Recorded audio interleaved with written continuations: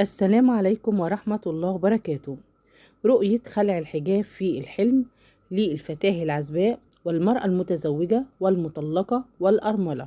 خلع الحجاب في منام العزباء بيدل على قرب زواجها إن كانت وحدها في الرؤية، وقد يدل خلع الحجاب في حلم العزباء على افتضاح سر من أسرارها أو تورطها في أمر يذهب عنها الحياء والخجل. بيرمز حلم خلع الحجاب للعزباء على القرارات السيئة أو المتسرعة التي تندم عليها فيما بعد. خلع الحجاب أمام الأخ أو الأب في المنام بيدل على التوفيق والسرور والرزق. أما خلع الحجاب أمام شخص غريب في المنام للعزباء بيدل على الفقر والمشاكل الكثيرة التي تتعرض لها في العمل أو الدراسة. وخلع الحجاب في منام الفتاة العزباء بيدل على تأخر زواج الفتاة. خلع الحجاب في منام الفتاة المخطوبة بيدل على فسخ الخطوبة وعدم تمام الزواج.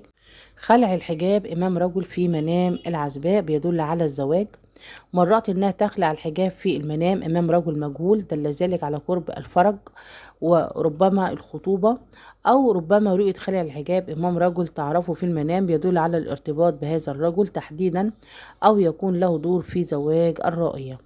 أما خلع الحجاب أمام الرجال في المنام للعزباء إن كان في الشارع أو في مكان عام دل على كثرة الكلام عنها وعن سمعتها بالحق أو بالباطل. ومرات إنها تخلع الحجاب في الحلم ثم تلبسه فهو تتبرأ من تهمة أو تنجو من فضيحة أو ترجع عن ذنب، والله تعالى أعلى وأعلم. خلع الحجاب في منام المرأة المتزوجة بيدل على فراق زواجها أو كثرة المشاكل بينها وبين زوجها. وقد يدل خلع الحجاب في الحلم للمتزوجة على حزن وضيق بسبب أبنائها أو فراقهم. ومن قالت رأيت نفسي دون حجاب في المنام عليها أن تحذر من انكشاف أسرارها ولا تكثر من الكلام في خصوصياتها.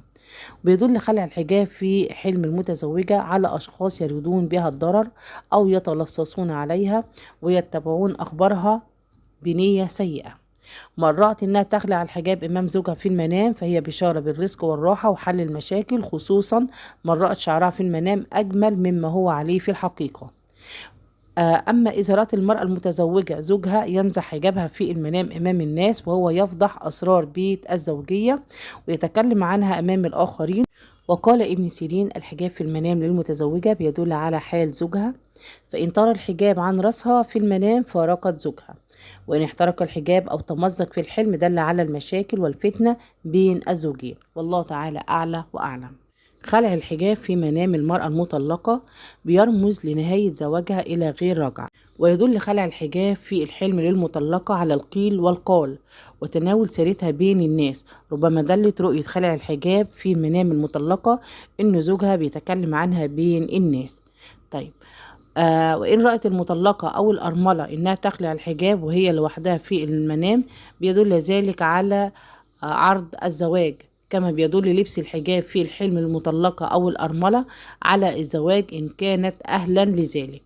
أما نسيان لبس الحجاب في الحلم للمطلقة وللأرملة بيشير إلى مصادقة أشخاص لا خير فيهم. دي كانت حلقتنا النهاردة، أتمنى يكون الفيديو عجبكم، ولو عجبكم اللايك والشير والاشتراك في القناة وتفعيل الجرس عشان يوصلكم كل جديد. والسلام عليكم ورحمة الله وبركاته.